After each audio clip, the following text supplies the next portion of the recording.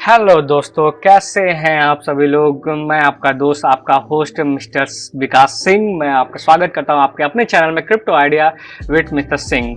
तो जैसा कि आपने थंबनेल्स में देख ही लिया होगा कि हम किस टॉपिक पे बात करते हैं, तो बिना किसी देरी के हम इसे स्टार्ट करते हैं और एक नए स्ट्रेटेजी, एक नए प्लान के हिसाब के बारे में समझते हैं कि क्या हम अपने को कैसे फाइनेंशियल अचीव कर सकते हैं। जैसा कि आपने देखा कि हमारा पिछला टॉपिक था कि जो 5 इन्वेस्टमेंट प्लान करने का जो तरीका था कि कहाँ पे हम इन्वेस्ट कर सकते हैं, तो उसका पहला टॉपिक है SIP।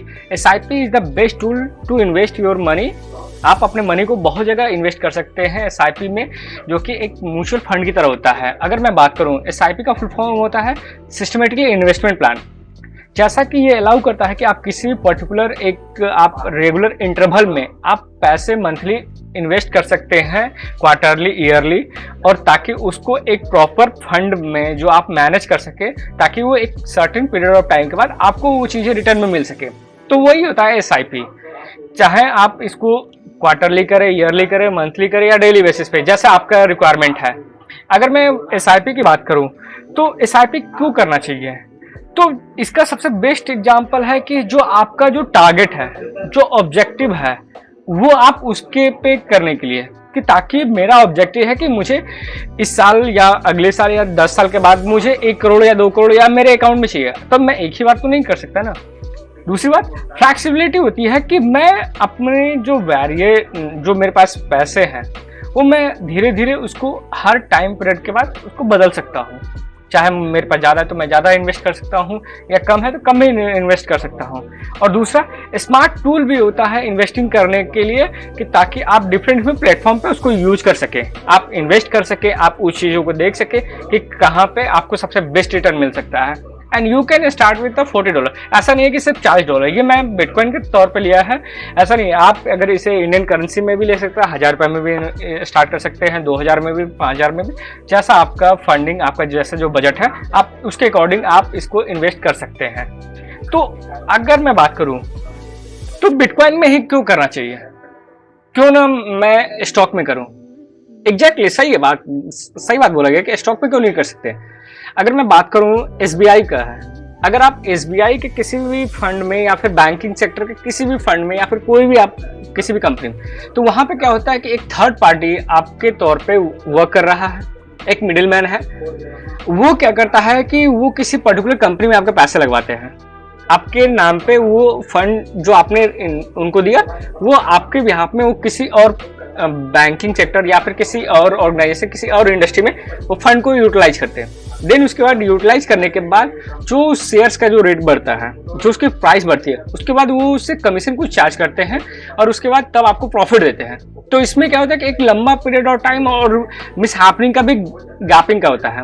बट इन बिटकॉइन में आपको क्या होता है कि सबसे बेस्ट की इसका कोई थर्ड पार्टी नहीं है, इसका बस एक थर्ड पार्टी कौन है, वो है ब्लॉकचेन। और blockchain is the trustable technology जो कि आपको चीजें बहुत अच्छे से दे सकता है। तो सबसे बेस्ट पार्ट यही है कि आपको ब्लॉकचेन और बिटकॉइन है वो ट्रस्टेबल है। अगर मैं बात करूं पास्ट हिस्ट्री, जैसा कि जो बिटकॉइन का जो हिस्ट्री है, कुछ चार्ट्स हैं यहाँ पे आप देख सकते हैं कि जिस तरह से कैसे बिटकॉइन का जो प्राइस सेक्शन है एंड वो किस तरह से बढ़ा है। स्टार्ट हुआ था 2009 में और ये आज है 2022। तो आज के डेट में जो बिटकॉइन है, जो कि उसका रेट फ्लैक्चुएट है, जो कि ₹1 से भी कम था, चिल्लर के भाव मिलते थे। अगर आप ₹1 इन्वेस्ट करके रहते हैं बिटकॉइन में 2019 में, और आपको लाखों बिटकॉइन ₹1 मिल जाते हैं। और आज वही बिटकॉइन का अगर $28,305 जो चल रहा है करंटली, जो कि अगर मैं बात करूं अगर मार्केट में आज के डेट में, तो वो 31,500 के हिसाब से चल रहा है अभी के डेट में, आज जो वीडियो रिकॉर्ड कर रहा हूं। तो ये सारी चीजें हैं कि किस तरह से प्राइस बढ़ा है, एक पीरियड ऑफ टाइम के बाद किस तरह से प्राइस सेक्शन बढ़ा, किस तरह से उसके रेंज बढ़ा, आप देख सकते हैं बहुत अच्छे से। देन उसके बाद अगर मैं बात करूं आपको कि SIP प्रॉफिटेबल क्यों है, बिटकॉइन में ही क्यों प्रॉफिटेबल है, हम स्टॉक्स में क्यों नहीं कर सकते हैं, हम म्यूचुअल फंड में क्यों नहीं कर सकते हैं। बिल्कुल सही बात है, आप कर सकते हैं, आप कीजिए, कोई दिक्कत नहीं है। बट बिटकॉइन में या फिर इथेरियम में या फिर जो दूसरे हैं क्रिप्टो करेंसी, उसमें क्यों करना चाहिए। सबसे बेस्ट पार्ट है कि आप इसको कहीं से भी कभी भी स्टॉप कर सकते हैं। ऐसा नहीं है कि आपको किसी थर्ड पार्टी के पास जाना पड़ेगा स्टॉप कराने के लिए, या फिर उसके लिए आप एप्लीकेशन लिख रहे हैं, ऐसा कुछ नहीं है। दूसरी बात, आप अपना जो पेमेंट है वो स्किप भी कर सकते हैं। अब जैसे कि मैंने प्रोसेस कराया कि मुझे हर वीक $40 का मुझे SIP करना है। अब मुझे इस वीक में मेरा $40 नहीं हुआ तो मैं स्किप कर दिया। मैंने सोचा कि बाद में हम इसको कर सकते हैं। तो आप अगले वीक में आप फिर से $40 पे स्टार्ट किए।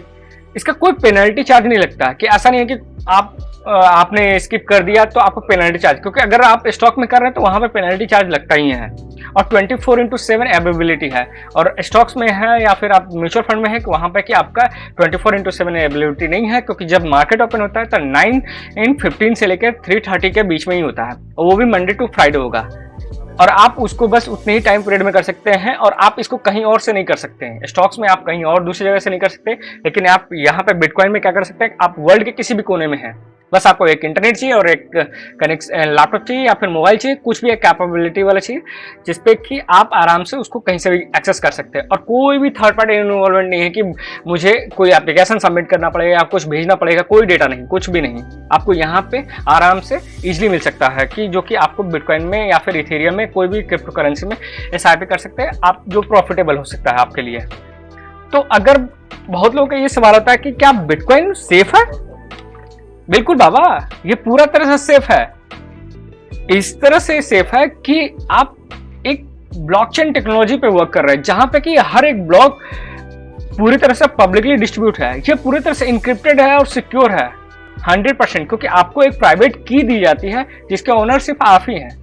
उसके सिवा ये नहीं है कि कोई दूसरा, कोई आपका जो कीज है अगर आपने किसी दूसरे को पर्सन को दिया तो पूरा एक्सेस उनके पास चला जाएगा। तो आप अपने कीज को आप ही ऑनर हैं, और ये पूरी तरह से आपके ऊपर डिपेंड है कि आप किस तरह से इसको यूज करें। Second, bitcoin is the public, ये पूरी तरह से पब्लिक के अंडर कंट्रोल में है। ये नहीं कि कोई सेंट्रल अथॉरिटी इसको गवर्न कर रहा है, ऑन कर रहा है, जो कि इसको रेगुलेट कर रहा है, ऐसा कुछ नहीं है। एक आप इसके ऑनर हैं, एक पर्टिकुलर एक चाय वाला भी है, अगर उसके पास बिटकॉइन है तो वो भी उस चीज को, वो अथॉरिटी है कि वो उस चीज को सेल कर सकता है, बेच सकता है।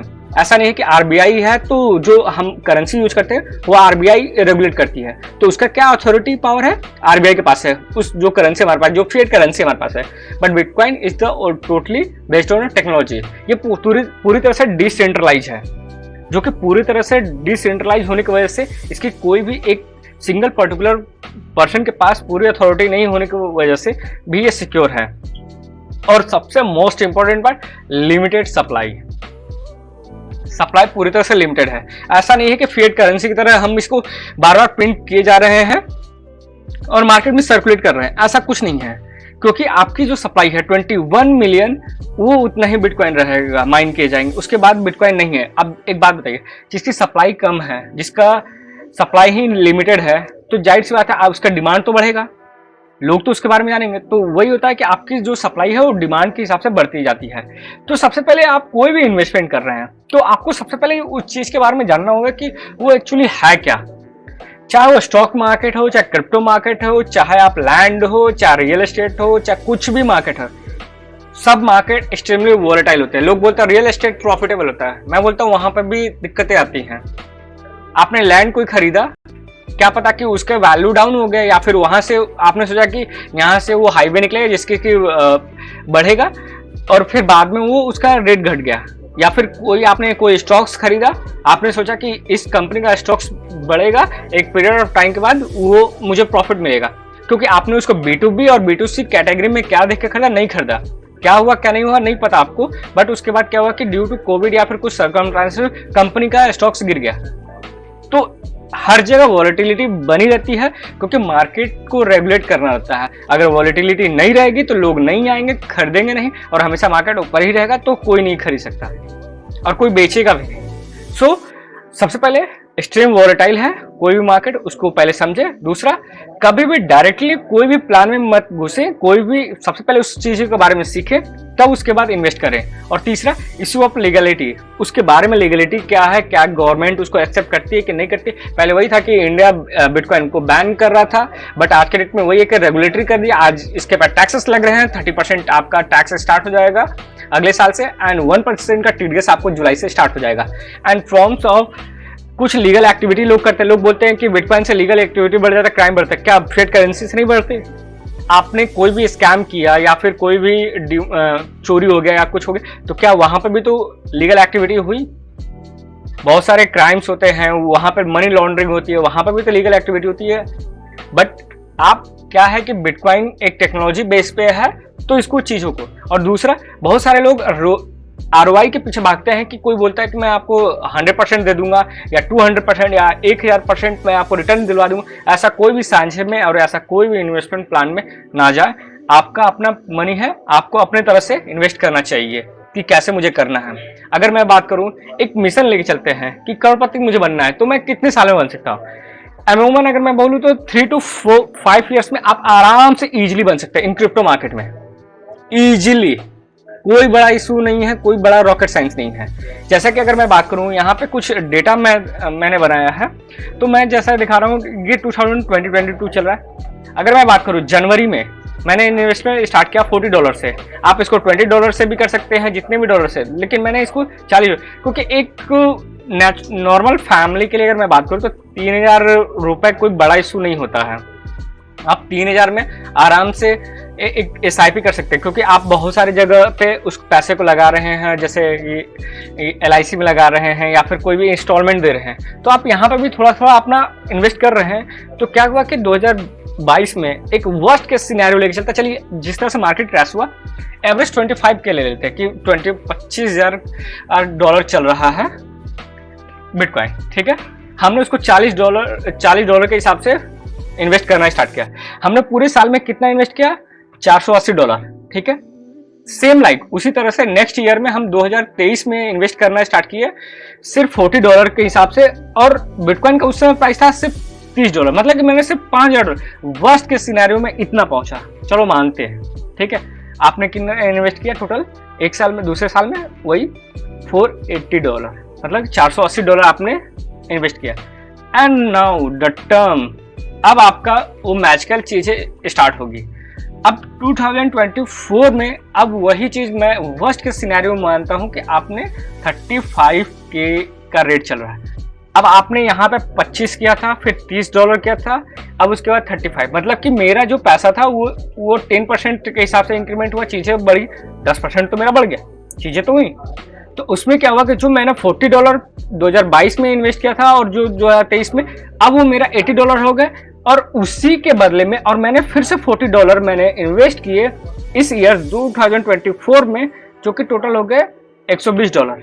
अब $120 हो गए, तो उसके बदले में तो कुछ तो रिटर्न मिलेगा, क्योंकि अब उसका तो एवरेज प्राइस तो 35 हो गया। अब वहां पे मिला, तो वो मैंने क्या किया कि वो मैं निकाल लिया, अपना $80 में अपना निकाला, जो मेरा प्रिंसिपल अमाउंट था जो 2 साल का, वो मैंने निकाला। अब मेरा क्या हुआ कि टोटल जो इन्वेस्टमेंट था, टोटल $120 के हिसाब से मैं उसको डाला था, वो $960 के जो प्रॉफिट मेरा टोटल आया था, तो वो मेरा प्रॉफिट हुआ। और उसके बाद मैंने अपना प्रिंसिपल भी निकाल लिया, क्योंकि ऑलरेडी जो उसका रेट बढ़ा, उसका रेट फ्लैक्चुएट किया, जो आगे बढ़ा, तो उसके बिहाफ में जो मेरा जो पिछला जो कम में मैंने इन्वेस्ट किया था, आज तो उसकी तो वैल्यू बढ़ गई।